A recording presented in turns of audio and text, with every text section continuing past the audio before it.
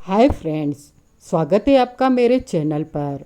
आज हम सुनेंगे सुरेंद्र मोहन पाठक द्वारा लिखा गया सुनील सीरीज का मज़ेदार उपन्यास पूरे चांद की रात का पार्ट 15, जो कि इसका लास्ट पार्ट है। Please like share subscribe my channel.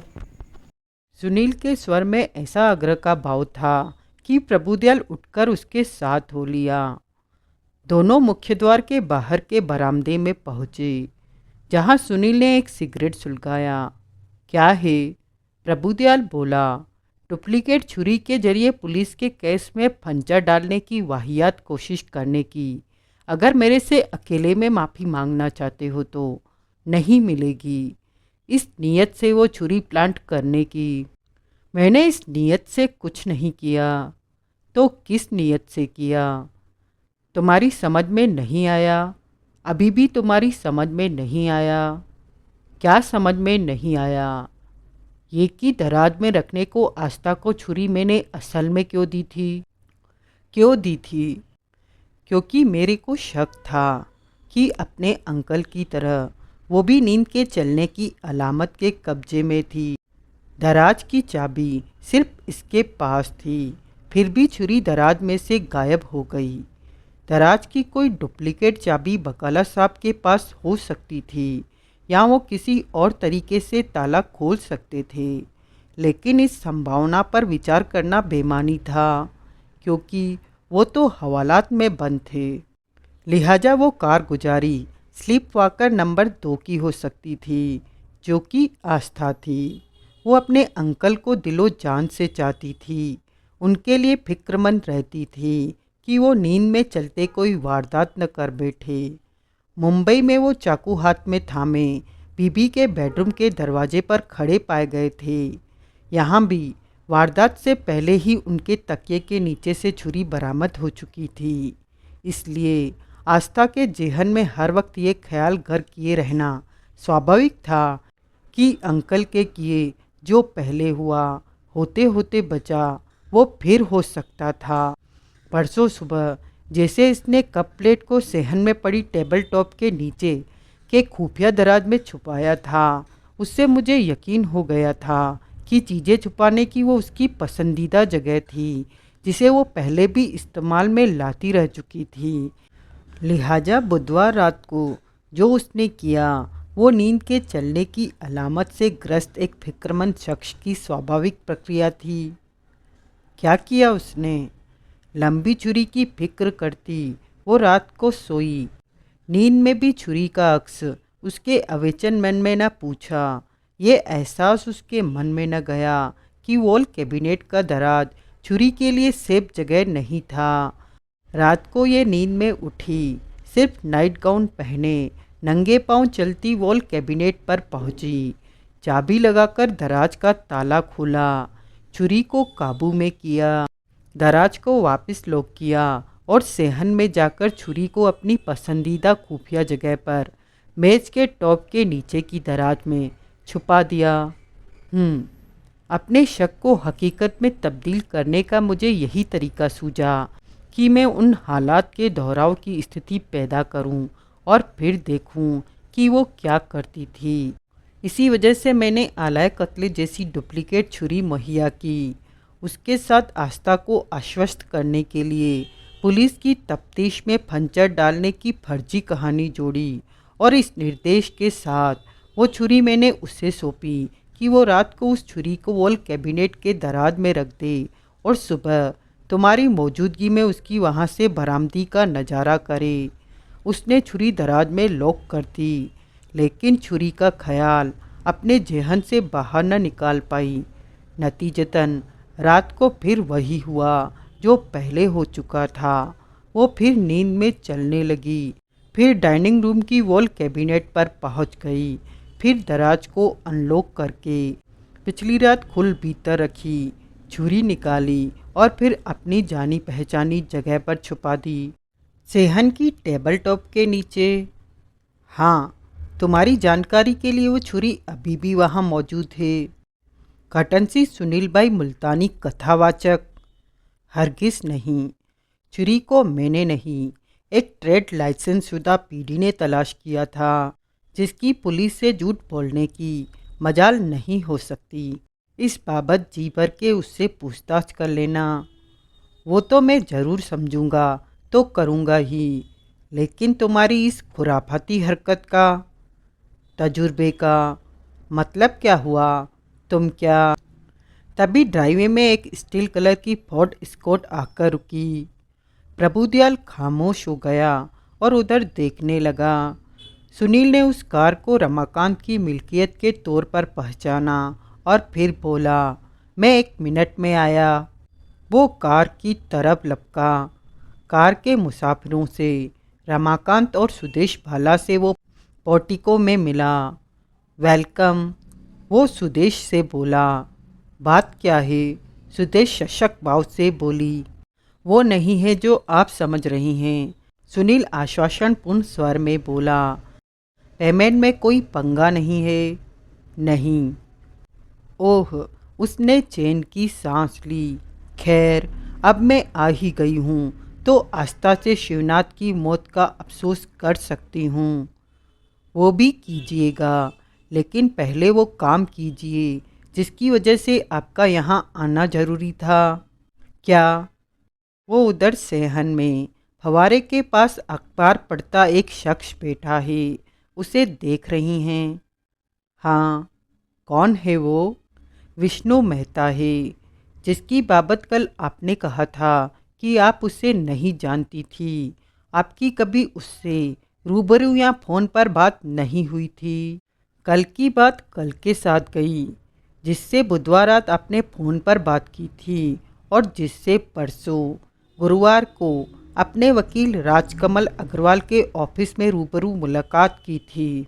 हाँ, लेकिन रूबरू मुलाकात में आपकी कोई उससे बात नहीं हुई थी, क्योंकि तब वो अपने वकील चेलानी के कब्जे में था, जो कि डिस्कशन को लीड कर रहा था और जिसमें मेहता की शिरकत सिर्फ हाँ हूँ की थी। आपने खुद ऐसा कहा था। ठीक कहा था। अभी वो सेहन में अकेला बैठा हुआ है, जाके उससे कोई बातचीत कीजिए। क्या? कुछ भी। इतने मसाइल हैं, इतने सब्जेक्ट हैं, कोई भी छेड़िए जाकर। क्या प्रॉब्लम है? कोई प्रॉब्लम नहीं। लेकिन किस लिए? उसकी आवाज़ सुनने के लिए, उसका अंदाजे बयां सुनने के लिए, इस बात की तस्दीक के लिए कि बुधवार रात को आपने फ़ोन पर उसी से बात की थी। और किससे की थी? उसने खुद तो बोला था कि वो विष्णु मेहता बोल रहा था। बोला था, लेकिन बोलता आपको दिखाई नहीं दे रहा था। कैसे दिखाई देता? वो तो यहाँ 250 किलोमीटर दूर। एग्जैक्टली। आप बात का मर्म समझिए ना मैडम। समझी तो सही मैं कुछ। फिर अगर तस्दीक हो जाए कि बुधवार रात को फ़ोन पर आपने विष्णु मेहता से ही बात की थी, तो समझिए यहाँ आपका काम खत्म है। कोई शंका हो तो भीतर ड्राइंग रूम में जाकर सिद्धांत से बात कीजिए। वहाँ दिखाई तो कोई नहीं दे रहा।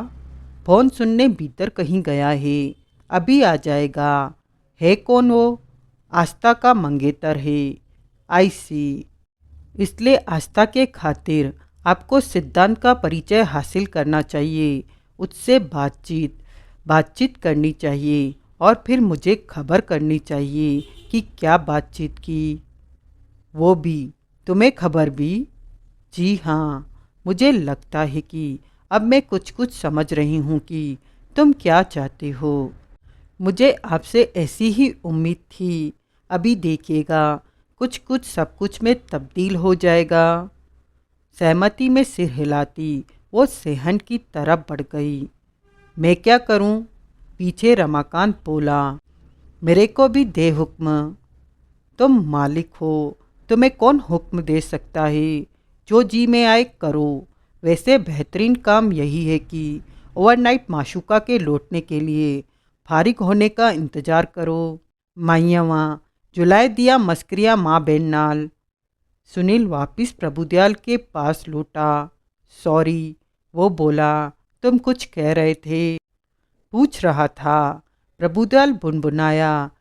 तुम क्या अब अपना ये गलत, वाहियात, बेबुनियाद आइडिया सरकाना चाहते हो कि शिवनाथ का कत्ल उस लड़की ने, बांजी आस्था ने किया है? नहीं, घोड़े की भला तबेले के सिर जैसी बात भला मैं क्यों करूँगा? तो फिर कुछ नहीं। जो मैंने कहा है वो तुम्हारी ये खामख्याली दूर करने के लिए कहा है कि मैं पुलिस के केस में कोई फंचर डालने की कोशिश कर रहा हूँ। डुप्लीकेट छुरी से मेरी एक ही मुराद थी कि मैं निर्विवाद रूप से ये स्थापित कर पाता कि अंकल की तरह भांजी भी नींद के चलने की अलामत की गिरफ्त में थी। उससे हाथ क्या आया ये तो पता न चला कि कातिल अगर कोई और था तो वो कौन था। दुरुस्त, लेकिन ये पता चला कि कातिल अगर कोई और था तो कत्ल के लिए वो हथियार उसे कहाँ से उपलब्ध था जिससे कि कत्ल हुआ था। वो हथियार वॉल कैबिनेट के दराज में उपलब्ध नहीं था, क्योंकि दराज को ताला लगा होने की वजह से वो वहाँ उपलब्ध हो ही नहीं सकता था। वो एक ऐसी जगह उपलब्ध था जहाँ किसी की भी पहुँच मुमकिन थी। ऐसा एक पहुँच वाला जमूरा तो इस कड़ी भी पहुँचा हुआ है। प्रभुदयाल ने परे सेहन में बैठे विष्णु मेहता पर निगाह डाली। हर किसी को, वो बोला, उस खुफिया जगह की खबर कैसे हो सकती थी? किसी को तो हो सकती थी। किसी ने तो बयान दिया था कि उसने रात में हाथ में छुरी लेकर सेहन में विचरते एक साये को देखा था। सिद्धांत फोन सुनकर वापस लौट आया है तो वो बीच में उठकर चला गया था ना। मैं अभी उससे एक आध सवाल और पूछना चाहता हूँ। फिर उसने जल्दी से जोड़ा, सरकार की इजाज़त से। प्रभुदयाल ने सहमति में सिर हिलाया। सुनील ने सिगरेट फेंक दिया, फिर प्रभुदयाल के साथ वापस ड्राइंग रूम में लौटा। तब तक सुदेश बाला भी वहाँ पहुँच चुकी थी। आस्था वापस सिद्धांत के पहलू में जा बैठी थी और सुदेश बाला उन दोनों के सामने एक स्टूल पर बैठी सिद्धांत से बतिया रही थी। प्रभुदयाल और सुनील उनके करीब जा खड़े हुए। सुदेश बाला ने सिर उठाकर सुनील की तरफ देखा। सुनील ने पहले बाहर सेहन की तरफ निगाह दौड़ाई और फिर सुदेश बाला की ओर देखकर बड़े अर्थपूर्ण भाव से भवें उठाई। सुदेश बाला ने हौले से इनकार में सिर हिलाया। सुनील का सिर सहमति में हिला। तो सिद्धांत, फिर वो बोला, मैं तुमसे नए ताले की चाबी के बाबत पूछ रहा था कि। फ़ोन की घंटी फिर बज रही है। सिद्धांत बोला, मैं सुन के आता हूँ। वो उठा और लंबे डग बढ़ता हुआ भीतर चला गया। प्रभु, पीछे सुनील दबे स्वर में बोला, तुम्हें फ़ोन की घंटी सुनाई दी थी? नहीं, मुझे भी नहीं, लेकिन जमूरे को सुनाई दी। उठ के वो फ़ोन सुनने चला गया जो बजा ही नहीं। आ जाएगा, जब पता चलेगा कि लाइन पर कोई नहीं था तो आ जाएगा। जाने वाले कभी नहीं आते, जाने वाले की याद आती है। क्या बक रहे हो? जवाब में सुनील केवल मुस्कुराया। प्रभुदयाल कई क्षण अपलक उसकी तरफ देखता रहा। फिर बोला, तो ये बात है, अभी आई समझ में। सुनील पूर्वतः मुस्कुराता बोला, मैं अभी, जाने दो। Flight is in evidence of guilt, let the pigeon fly. Prabhudayal ने एक क्षण इस बात पर विचार किया और फिर सहमति में सिर हिलाया। तुम जाकर अपना good deed of the day करो। क्या? आदित्यनाथ बकाला को रिहा करो। वो काम मैं फ़ोन पर भी कर सकता हूँ, लेकिन पहले मुझे एक और काम करना है जो मैंने अभी यही करना है। क्या? मुंबई पुलिस के लिए विष्णु मेहता को गिरफ्तार करना है। सुनील ने चैन की लंबी सांस ली। रात को रमाकांत और सुनील रमाकांत के ऑफिस में मौजूद थे। दोनों ने अपने अपने पसंदीदा ब्रांड के सिगरेट सुलगाए हुए थे और दोनों के सामने जानी वाकर ब्लैक लेबल के जाम थे। बल्ले भई, रमाकांत तृप्तिपूर्ण भाव में होठ चटकाता हुआ बोला, क्या सोनी चीज़ बनाई है बनाने वाले ने। जानी वाकर ब्लैक लेबल उर्फ अमृक सी काला बिल्ला। सुनील हंसा। अब माल को उचरों की जो सूझा वो कैसे सूझा? आखिर तो सूझना ही था। सुनील कदरन संजीदगी से बोला। कई छोटी छोटी बातें थी जो जेहन में बसती थी, खटकती थी, दस्तक देती थी, लेकिन जिनकी कोई अहमियत पल्ले नहीं पड़ती थी। मसलन कौन सी बात प्यारियों? मसलन आस्था का शगल ज्योतिष था, मस्तक की रेखाएं पढ़कर भविष्यवाणी करना था, लेकिन वो नींद में चलने वालों की आदतें जानने समझने की तमन्नाई थी।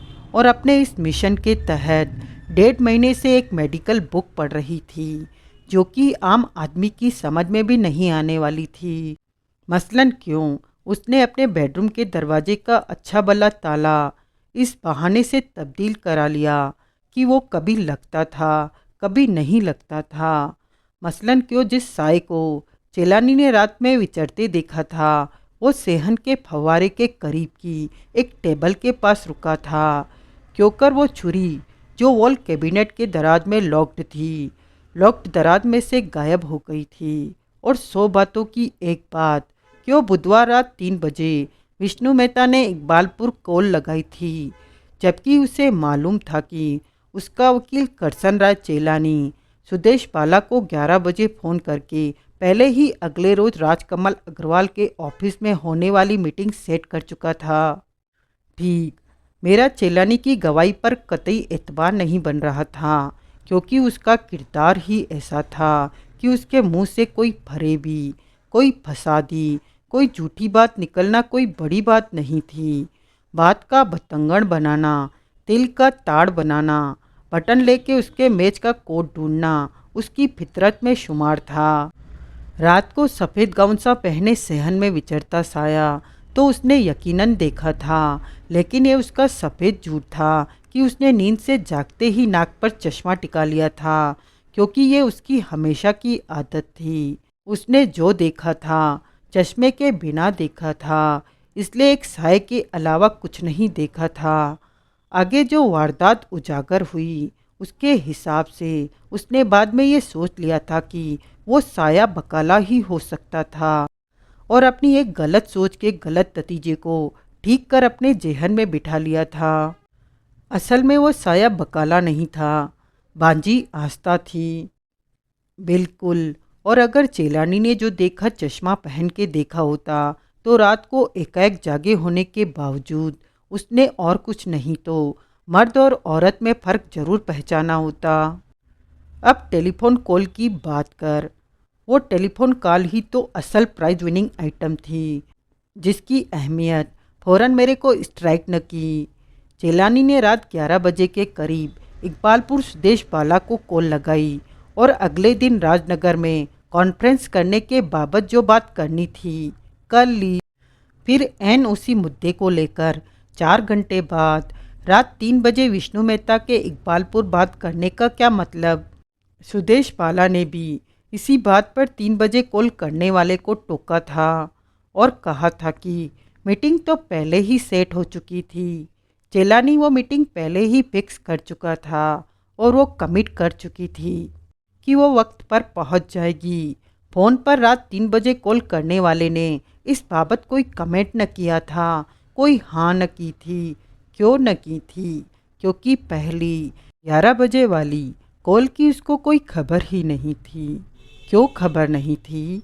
क्योंकि 3 बजे वाली कॉल करने वाला शख्स विष्णु मेहता था ही नहीं।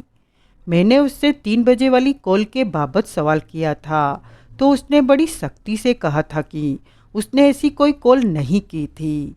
उस बाबत वो बिल्कुल सच बोल रहा था, लेकिन मैंने समझ लिया था कि वो चेलानी की गवाही की मजबूती बनाए रखने के लिए झूठ बोल रहा था। असल में रात 3 बजे वाली कॉल करने वाला वो जमूरा सिद्धांत सोलंकी था। ये भी कोई पूछने की बात है।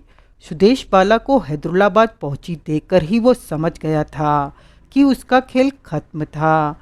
फिर जब उसने उसे सबसे पहले जाकर विष्णु मेहता से बात करते देखा तो सुदेश बाला की एकाएक वहाँ आमद के बाबत उसकी रही सही शंका भी थी, तो वो दूर हो गई। रही सही कसर उसके फरार होने की कोशिश ने पूरी कर दी। सिद्धांत की तरफ तेरी तवज्जो गई कैसे? एक ही मुद्दे पर 2 फ़ोन कॉल्स की वजह से गई। 2 फ़ोन कॉल्स की कोई भी वजह मेरे पल्ले नहीं पड़ रही थी। एक बात, जब बुधवार रात 11 बजे फाइनल हो गई तो उसी को 3 बजे फिर उठाने का क्या मतलब। 11 तक तो कॉल की वजह समझ में आती है, रात 3 बजे ऐसी कॉल कौन करता है। इन बातों पर मुसलसल सोच विचार के बाद मुझे यही सूझा, 3 बजे वाली कॉल न की होने की बाबत मेहता सच बोल रहा था। लेकिन कॉल तो हुई थी, इसलिए बतौर कॉल कोई अल्टरनेट कैंडिडेट भी होना चाहिए था। तब इस इज्जत अफजाई के लिए जो वाहिद कैंडिडेट मुझे सूझा, जचा एंड फिट लगा, वो सिद्धांत था। बावजूद इसके ये बात स्थापित थी कि वो इकबालपुर में था। कैसे स्थापित थी? वो वहाँ पहुँचा, ये बात स्थापित है। वो वहाँ से लौटा, ये बात स्थापित है। बीच में वो वहाँ था, ये बात कैसे स्थापित है? वहाँ पहले से निगरानी की ड्यूटी देते अर्जुन को और अपने साथ गई ग्रेसी भटनागर को उसने नज़दीकी होटल में रेस्ट करने की राय के साथ अरसाल कर दिया और पीछे सनातन रोड पर फ्रंट के फौजी जैसी निगरानी की ड्यूटी खुद संभाल ली। अर्जुन अपनी लगातार विजिल से थका हुआ था, ग्रेसी सफ़र से थकी हुई थी। रेस्ट की ऑफर दूसरी तरफ से हुई थी, जिसकी वजह से उसकी कोशिश पर कोई बोझ नहीं था। लिहाजा सिद्धांत जानता था कि सुबह से पहले उनमें से कोई भी उठने वाला नहीं था। कोई रात में हो रही उसकी ये पोल खोल देने के लिए नहीं पहुंच जाने वाला था कि वो सनातन रोड पर अपनी निगरानी की ड्यूटी पर से गायब था। असल में वो उनको होटल रवाना करके वापस हैदराबाद पहुंच गया अपनी मर्सिडीज पर, जिसकी बाबत उसका दावा था कि वो 2 घंटे में उसे इकबालपुर पहुंचा सकती थी, इसलिए जाहिर है कि उतने ही वक्त में वापस भी ला सकती थी। मकसद क्या था उसका? मकसद एक तीर से 2 शिकार करना था। 2 शिकार यानी कि शिवनाथ बकाला और आदित्यनाथ बकाला। हाँ, शिवनाथ का कत्ल किया और कत्ल आदित्यनाथ पर थोप दिया। हाँ, उसने इरादतन शिवनाथ का कत्ल किया। कत्ल में इस बात का कोई रोल नहीं था कि शिवनाथ ने उसी रात मेहता से अपना कमरा बदला था। कोई रोल नहीं था। कैसे होता? शिकार जब मेहता था ही नहीं, शिकार जब था ही शिवनाथ, तो कैसे होता? और कमरों की अदला बदली तजवीज़ करने वाला कौन था? खुद सिद्धांत सोलंकी। तो उसको अपने शिकार के बाबत कोई मुगलता लगने का, कोई धोखा होने का क्या मतलब? कोई मतलब नहीं। जो हुआ उससे साफ जाहिर होता है कि सिद्धांत शुरू से ही ये योजना बनाए बैठा था कि उसने शिवनाथ का कत्ल आदित्यनाथ पर थोपना था। इसी वजह से उसने आदित्यनाथ के इस डिफेंस में फंचर डाला कि उसके हाथों अगर कुछ हुआ था तो गैर इरादतन हुआ था। तब हुआ था जबकि वो पूरे चांद की रोशनी के असर के तहत नींद में चल रहा था। गैर इरादतन हुआ था तो क्या हुआ? तो उसकी स्कीम का पटड़ा हुआ। गैर इरादतन किए कत्ल की सज़ा फांसी तो नहीं होती ना। बकाला के बावजूद कातिल होने के बरी हो जाने से या मामूली सज़ा पाकर छूट जाने से तो सिद्धांत का मतलब हल नहीं होता ना। मामू की ज़िंदगी में भले ही वो जेल में कट रही होती, कैसे बांजी उसकी तमाम संपत्ति की मालकिन बन सकती थी? ओ, फंचर कैसे डाला? क्या किया उसने? ये झूठ बोला कि जब आस्था ने वाल कैबिनेट के दराज को लॉक किया था तब लंबी छुरी उसमें नहीं थी। उसने इस बाबत जानबूझकर अपनी गवाही दर्ज कराई, फिर शहीद बनकर दिखाया कि वो पुलिस के जासे में आ गया था। पुलिस ने उस अबोध बालक का, जो रोटी को चोची कहता था, अपने जाल में फंसा लिया था और उससे ये कबुलवा लिया था कि दराज लॉक किए जाते वक्त छुरी दराज में नहीं थी और फिर भाग जाऊंगा, फरार हो जाऊंगा, ढूंढे नहीं मिलूंगा, जैसे शहीदी लेकिन झूठी और फरेबी बातें की। माइयवा यहाँ छुरी के बाबत खानसामे नौरंगलाल का बयान भी गौरतलब है। उसने कहा था कि रात को अपने कमरे में सोने जाने से पहले जो सिद्धांत के इकबालपुर के लिए रवाना हो चुका होने के बाद का कोई वक्त था, उसने लंबी छुरी को दराज में मौजूद देखा था। तब मैंने इस बात का ये मतलब निकाला था कि या तो आस्था के दराज को लॉक करते वक्त तब छुरी वहाँ से गायब होकर वापस लौट आई थी, या उस बाबत खानसामे को कोई मुगलता लगा था, क्योंकि सही टाइम की कोई सही जानकारी उसे नहीं थी। दूसरे सिद्धांत पढ़ा लिखा समझदार लड़का था, बहुत जल्द परिवार का सदस्य बनने वाला था। इसलिए डोमेस्टिक हेल्प खानसामे के मुकाबले में मुझे उसकी गवाही ज़्यादा भरोसे की लगी थी। काका बली, तू तो ये कह के बाकायदा सिद्धांत की गवाही का क्रेडिट बना रहा था कि किसी चीज़ की अपनी जगह से गैर हाजिरी जल्दी नोटिस में आती है। वो मेरी गलती थी, नादानी थी, लेकिन तब मुझे क्या पता था कि वो कितना पहुंचा हुआ मेहनत था और कितनी दूर तक सोचा बैठा था। उसी मजार के दिए ने इंस्पेक्टर प्रभुदयाल के कानों तक ये बात पहुंचाई थी कि मैंने मयंक मदान के हार्डवेयर स्टोर से मर्डर वेपन की एंड डुप्लीकेट एक छुरी मुहैया की थी, और अब उसके जरिए पुलिस के केस में कोई फंचा डालने की तैयारी कर रहा था। लेकिन उसे ये बात मालूम कैसे हुई? वो यहाँ हम लोगों के बीच से निकली कैसे? आस्था से मालूम हुई, आस्था की वजह से निकली। आस्था ने उसे डुप्लीकेट छुरी के बाबत बता दिया। तो क्या गजब किया, उसने वो बात किसी गैर को नहीं, अपने पति को बताई थी। ओह, मैंने आस्था से पूछा था कि उसने छुरी के बाबत किसी को बताया था, तो उसने पुरजोर इनकार किया था। लेकिन अब इनकार की वजह जाहिर है। वजह यह है कि पति पति होता है, वो कोई नहीं होता।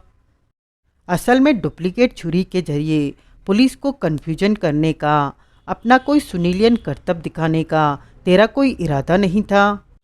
कतई कोई इरादा नहीं था। उस छुरी के जरिए मैं सिर्फ अपने इस शक की तस्दीक चाहता था कि जैसे मामू रात में उठ उठ के चलने लगता था, वैसे भांजी भी चलने लगती थी। जैसे मामू नींद में ऐसी हरकतें करता था जिनकी दिन में उसे याद नहीं होती थी, वैसे भांजी भी वो हरकतें करती थी। नतीजा साफ सामने आया। आस्था ने रात को मेरे से हासिल हुई जो छुरी वॉल कैबिनेट के दराज में लॉक की, वो सुबह सेहन में बिछी मेजों में से एक टॉप के नीचे के खुफिया दराज में से बरामद हुई। उससे नतीजा क्या निकला? उसको भी नींद में चलने की अलामत थी। इसके अलावा क्या नतीजा निकला?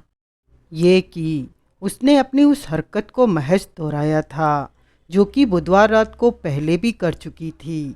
कोई फर्क था तो ये था कि इस बार उसकी इस हरकत का कोई गवाह नहीं था, जबकि उसकी बदकिस्मती से या बकाला की बदकिस्मती से पिछली बार बुधवार रात को करसनराज चेलानी ने उसे छुरी हाथ में लिए सेहन में विचरते देख लिया था।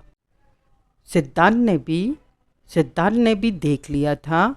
नहीं, तो उसे कैसे खबर लगी कि उसने दराज में से छुरी निकालकर सेहन के टेबल में छुपा दी थी? क्योंकि वो हमेशा ऐसे करती थी, क्योंकि चीज़ें छुपाने की वो उसकी फेवरेट खुफिया जगह थी, और उसकी उस आदत से सिद्धांत वाकिफ था, क्योंकि वो उसका पति था और छुपकर उसके साथ रहता था। वो रातें अपनी पत्नी के साथ बिता पाता, इसी खातिर तो आस्था ने अपने बेडरूम के दरवाजे का ताला बदला था, ताकि उसकी एक चाबी सिद्धांत के पास भी रह पाती, और जो चाबी मामू के पास थी, ताला बदल गया होने की वजह से वो किसी काम की न रहती। इसका मतलब ये हुआ कि वो छुरी जो बाद में मर्डर वेपन बनी, डाइनिंग रूम की वॉल कैबिनेट में नहीं, सेहन की एक मेज की खुफिया दराज में उपलब्ध थी। हाँ वही, बिल्कुल ठीक बोला। और उसके खिलाफ दूसरा बड़ा सबूत ये है कि उसे सुदेश पाला की सुबह 4 बजे अपने घर से राजनगर के लिए रवानगी की खबर न लगी। अगर तब वो उसकी निगरानी की ड्यूटी पर सनातन रोड पर मौजूद होता तो भला क्यों न लगती। वो खबर उसे न लगना अपने आप में सबूत है कि वो वहाँ नहीं था, वहाँ नहीं था तो कहाँ था? लख दमड़े का सवाल है मोतिया वालियों।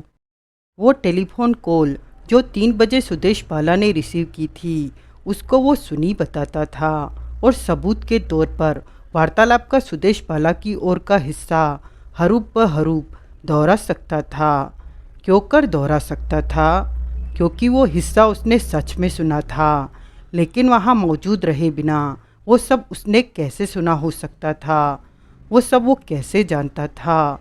एक ही तरीके से ऐसा हो पाना मुमकिन था, वो ये था कि वो टेलीफोन कॉल की ही उसने थी। कितने अफसोस की बात है कि असलियत गुरुवार से ही मेरे सामने थी, जबकि अर्जुन ने मुझे कॉल के बाबत बताया था, लेकिन मैं उसे पहचान न पाया, उसकी शिनाख्त न कर पाया। मुझे तो इसी बात को फ़ौरन शक की निगाह से देखना चाहिए था कि क्यों वो लड़का उस टेलीफोन कॉल की हाजिरी लगाने को इतना उतावला था। क्योंकि वो उसकी एलिबाई थी। रात 3 बजे उसकी यहाँ से 165 किलोमीटर दूर इकबालपुर में हाजिरी का सबूत था। एग्जैक्टली वो इकबालपुर में सुदेश बाला की कोठी की निगरानी पर तैनात था और उससे वहाँ की हर आवाजाही की खबर होने की उम्मीद की जाती थी। रात को वो आनन फानन वहाँ से हैदराबाद आया और वहाँ अपनी करतूत को अंजाम देकर आनन फानन वापस लौटा। 4 सवा 4 घंटे वो अपनी निगरानी की ड्यूटी से गैर हाजिर रहा।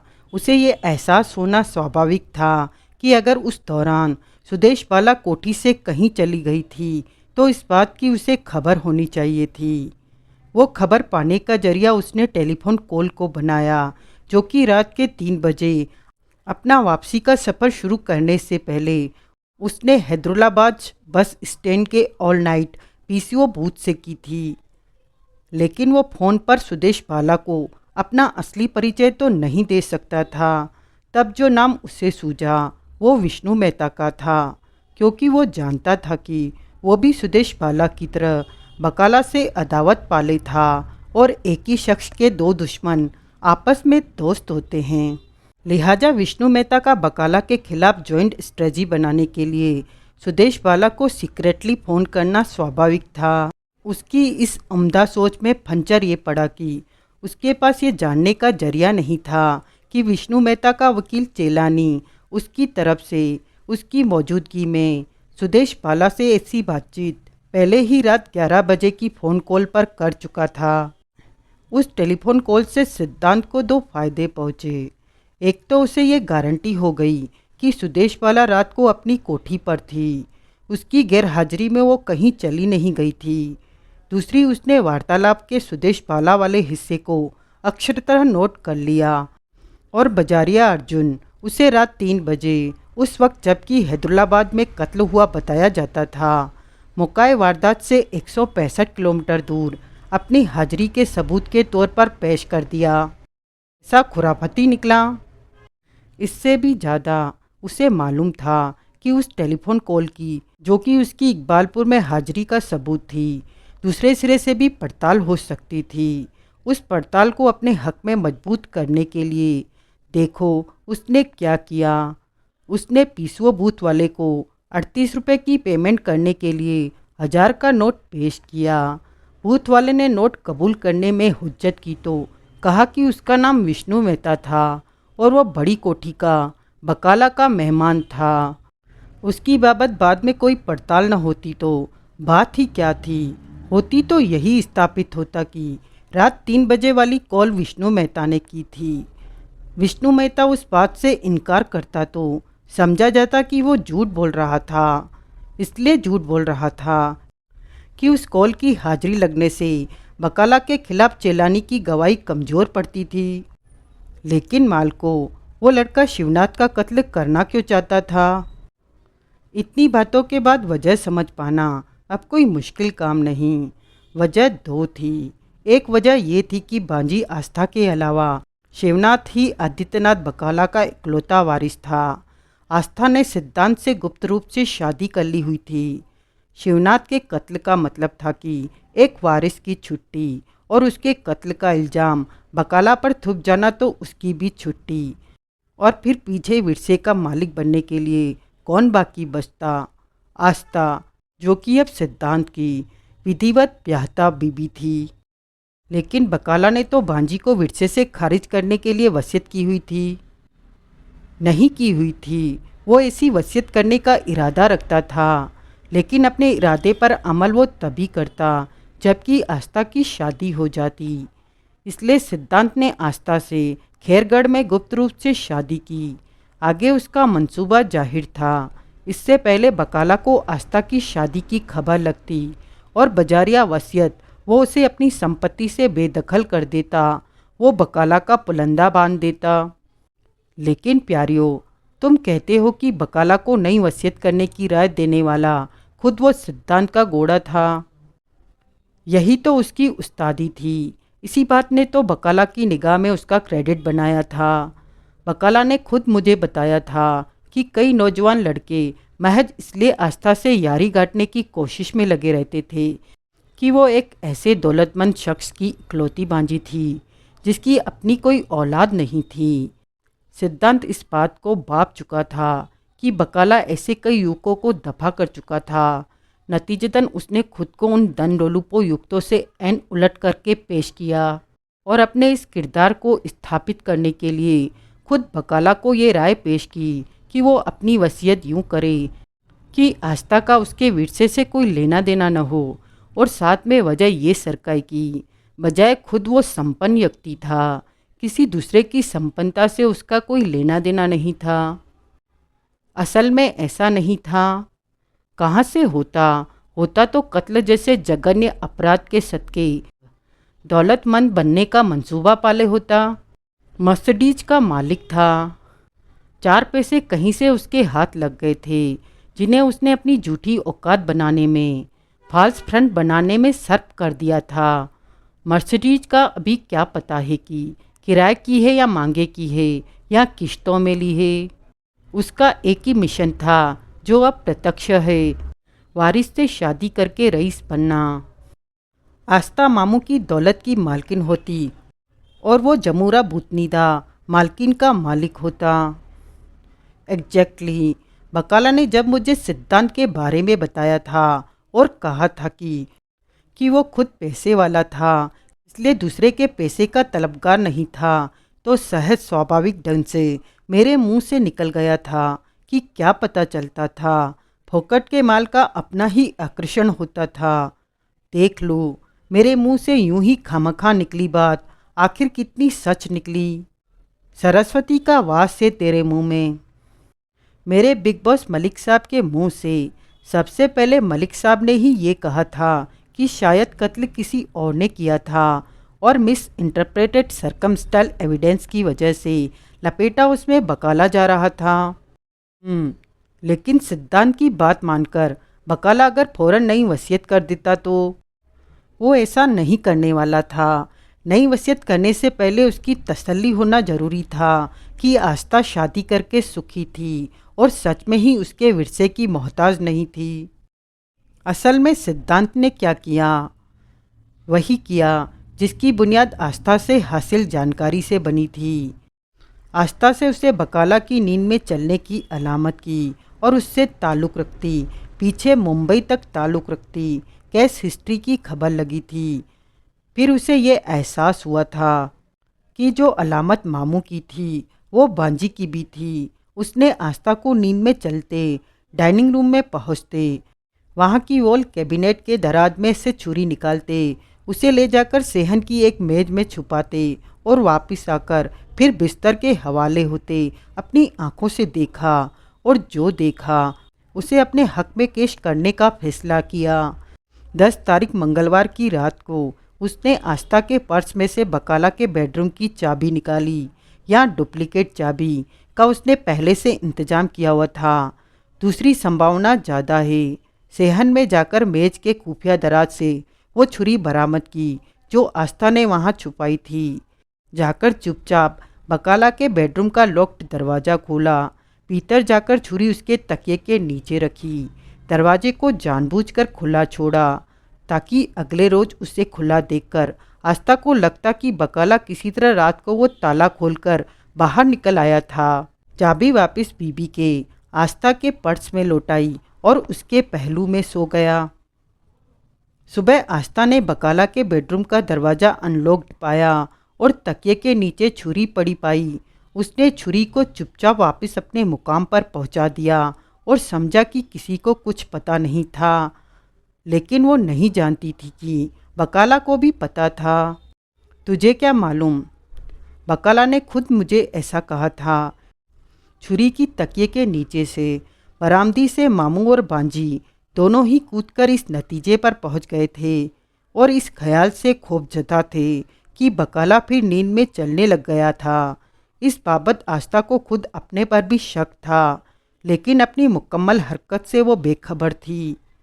रात को नींद के हवाले उसने क्या किया था, इस बाबत उसे कुछ मालूम नहीं था। इसलिए उसने ये सोचा था कि वॉल कैबिनेट के लॉक दराज में से छुरी निकालकर सेहन की टेबल में उसने ट्रांसफ़र की थी और ये मालूम होने का कोई मतलब ही नहीं था कि छुरी को आगे ट्रांसफ़र सिद्धांत ने किया था। बकाला के बेडरूम का दरवाज़ा अनलॉक पाकर और छुरी बकाला के तकिए के नीचे पाकर उसने सहज ही ये नतीजा निकाल लिया था कि वो सब किया दरा बकाला का था, जिसकी अलामत फिर प्रबल हो उठी थी।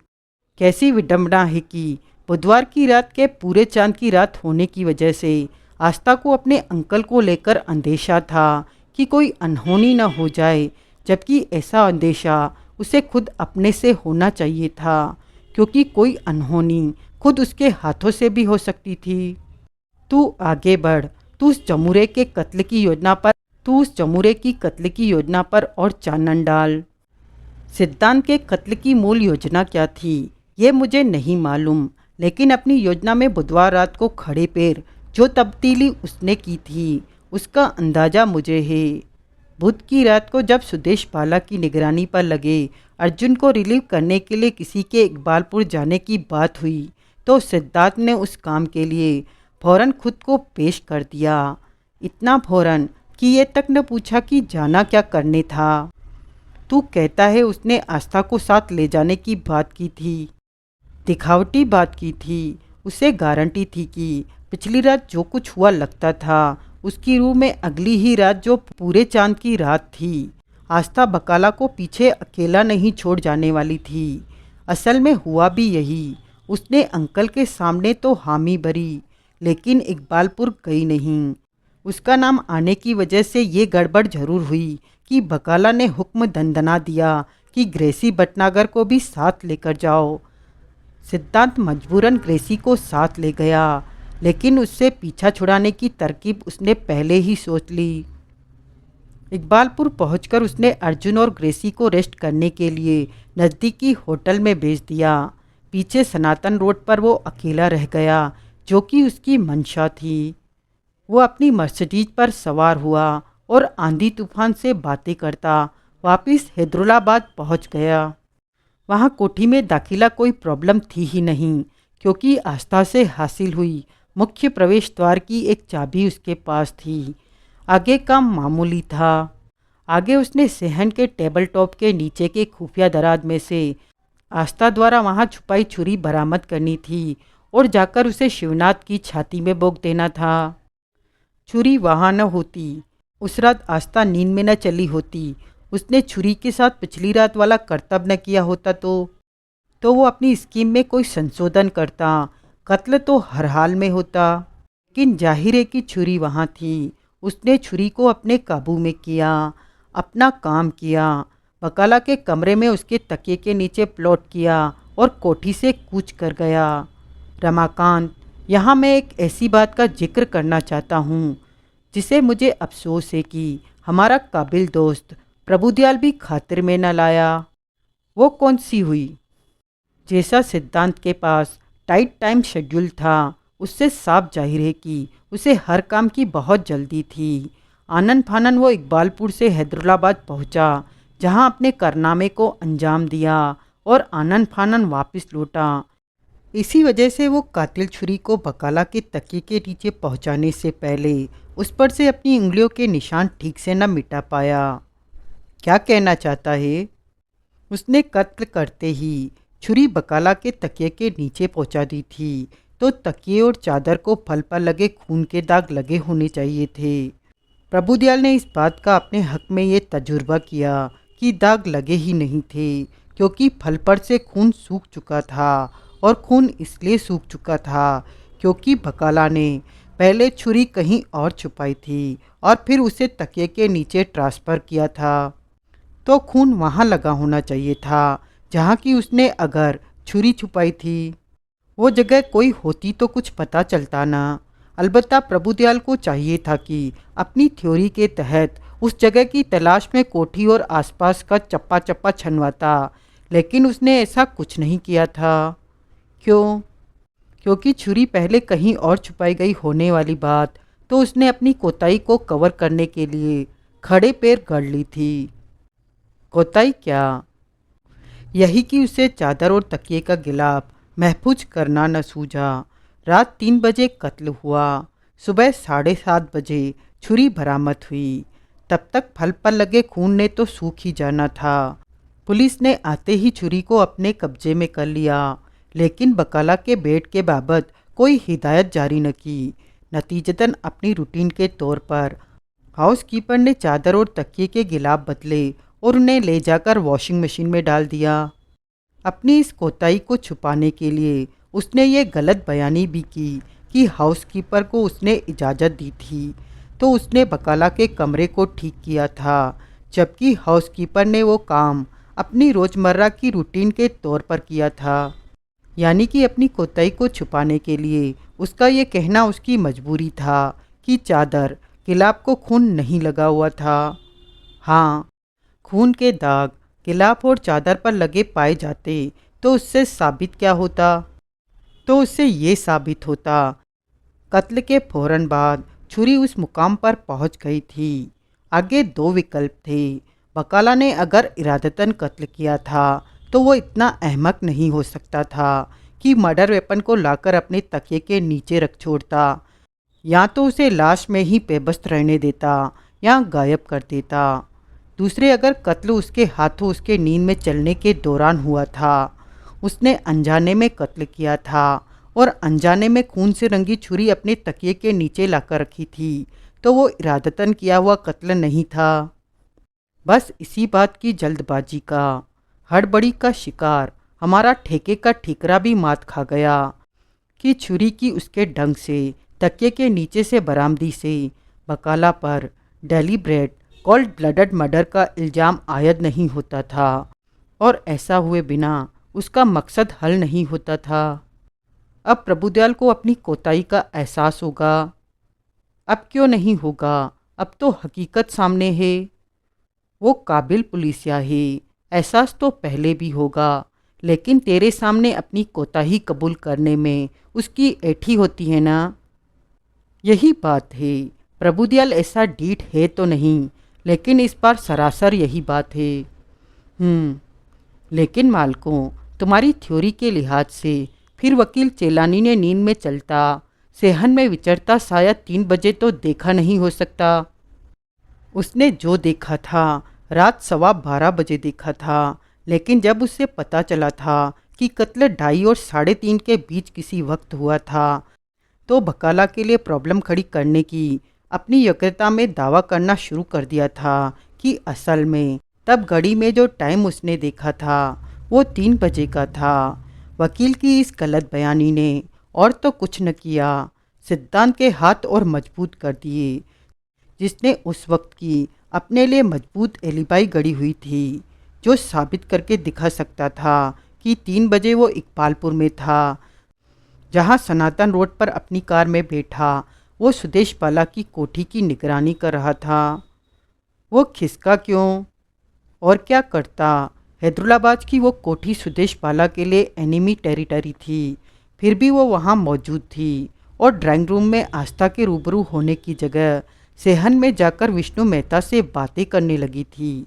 इतने से क्या वो नहीं समझ गया होगा कि अब ये पोल खुल के रहनी थी कि रात को 3 बजे मेहता ने सुदेश बाला को फ़ोन नहीं किया था।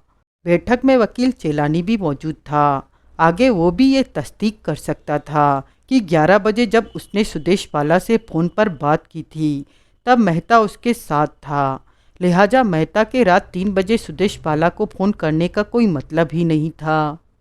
दूसरे मेहता से फारिग होकर सुदेश बाला सिद्धांत के सिरहाने पहुंच गई थी। वो उससे बतियाती तो क्या उसे न सूझता कि विष्णु मेहता के नाम से उसे कॉल करने वाला शख्स असल में सिद्धांत था। सूझता सिद्धांत की ये भी बदकिस्मती थी कि 3 बजे की कॉल सुनने को उठी सुदेश बाला को दोबारा नींद न आई, जिससे अजी जाकर 4 बजे वो राजनगर के लिए रवाना हो गई। रमाकांत, जरा सोचो, जो शख्स 3 बजे की टेलीफोन कॉल के बाबत ग्राफिक डिटेल की रिपोर्ट पेश कर सकता था, वो 4 बजे की सुदेश बाला की कोठी से रवानगी के बाबत एक लफ्ज भी न बोला। क्यों न बोला? क्योंकि उस रवानगी को नोट करने के लिए वो था ही नहीं। लिहाजा सुदेश बाला की वहाँ आमद ही उस जमूरे का वाटरलू साबित हुई, और वो भी प्रभुदयाल की मौजूदगी में। खिसकने से बच जाता। वो घबराए बौखलाए आदमी का रिफ्लेक्शन एक्शन था। वो वैसी ही हरकत थी जैसे कि कबूतर आंख बंद करके समझता है वो बिल्ली के झपटे से बच जाएगा। कमला मायवा, जवानी में ही मरने का इंतजाम कर लिया, सीखा ही नहीं कि बुढ़ापे में मरते हैं। जुर्म की राह पर चल निकलने वालों का दिमाग थोड़ा बहुत तो हिला होता ही है। ठीक कह रहा है तू, एक बात और बता। पूछो। चेलानी की गवाही के अलावा जो बड़ी बातें बकाला के खिलाफ थी वो ये थी कि सिर्फ उसे ही नहीं मालूम था कि बुध की रात को शिवनाथ ने और विष्णु मेहता ने अपने कमरों की अदला बदली कर ली थी, और उसने विष्णु मेहता के धोखे में अपने भाई को छुरी घोंप दी थी। वो अदला बदली न हुई होती तो क्या होता? क्यों न हुई होती? शिवनाथ को राय देने वाला और विष्णु मेहता को उस काम के लिए राजी करने वाला ही सिद्धांत था। मुझे तो ये सुनकर भी कोई हैरानी नहीं होगी कि शिवनाथ के दर्शनार्थ उसके कमरे में कॉकरोच भी खुद सिद्धांत ने ही सरकाया था। माइयावा, क्या सिद्धांत, और काम ऐसे सिद्धांत लेस। हीन? कौन हीन? मुझे कह रहा है अपने वड्डे बापा जी को। सिद्धांतहीन, सही लफ्ज सिद्धांतहीन है। अच्छा अच्छा, अब इस उम्र में मैंने फारसी नहीं सीखनी, ये हिंदी का लफ्ज है, तो शब्द कह। उस लड़के की अपनी बात सरकाने मनवाने में महारत एक और बात में भी उजागर होती है। शब्द वाली बात खा गया बुतनीदा, लेकिन खैर कोई बात नहीं। और कौन सी बात? अबॉर्शन आज के मॉडर्न युग में कान से मेल निकालने जैसा, हंसी खेल जैसा काम हो गया है। अमूमन शादी से पहले लड़की प्रेग्नेंट हो जाए तो लड़का ही अबॉर्शन की जिद करने लगता है, लेकिन यहाँ माजरा एन उलट था। सिद्धांत की जिद थी कि वो अबॉर्शन न कराए, क्योंकि वो अबॉर्शन के सख्त खिलाफ था। वो भ्रूण हत्या को अधर्म मानता था। आया वड्डा धार्मिक। लड़की अबॉर्शन न कराती तो क्या करती? शादी करती, जो उसका असल मकसद था। आगे जब तक अंकल की नई शादी न हो जाती तब तक शादी को खुफिया रखना मकसद था, जो कि सिद्धांत को खूब खूब रास आ रहा था। इसलिए गुपचुप शादी। इसके लिए देखो दूसरी पुड़िया क्या सरकाई उस लड़की को। उसने आस्था के जेहन में ये बात ठोक के बिठाई कि वो बहुत एलिजिबल बैचलर था। लड़कियां हर वक्त उसके पीछे पड़ी रहती थी। वो शादी में देर करती तो हो सकता था उसका किसी और पर दिल आ जाता और वो जोश में आकर उससे शादी कर बैठता। लड़की फुला देने के बाद ऐसा बोला, हाँ अब लड़की का क्या होगा? क्या होगा? आस्था लीगली मैरिड है। उसने एक लीगल चाइल्ड को जन्म देना है, दूल का फूल तो पैदा नहीं करना। मामू सुनेगा तो क्या कहेगा? उसे मामू की कहासुनी का अंदेशा होगा तो अबॉर्शन करा लेगी। अबॉर्शन के खिलाफ सिद्धांत था, वो तो नहीं होगी। ओ मायवा, बंदा तुख्म भी काहे का खिलाफ होगा? उसने शादी का दबाव बनाना था, इसलिए मुखालफत की, बात बोल दी। रमाकांत, तुम गालियाँ बहुत बकते हो। ओए कमलिया, जानता नहीं मैं किस कौम से बिलोंग करता हूँ। हम लोग अगर गालियाँ न बके और झूठ न बोले तो हमारे में और गूंगों में क्या फ़र्क रह जाएगा? सुनील जोर से हंसा। हंसियाई कंजर। सुनील फिर हंसा। अब बॉटम्स अप कर। सुनील ने तत्काल आदेश का पालन किया। रमाकांत ने नए पेग बनाए। चीयर्स, वो बोला। चीयर्स, सुनील बोला, यारा नाल बहारा, मेले मित्रा दे, जीते रह और पीते रहे और जीते रहे, जिंदा रह। समाप्त।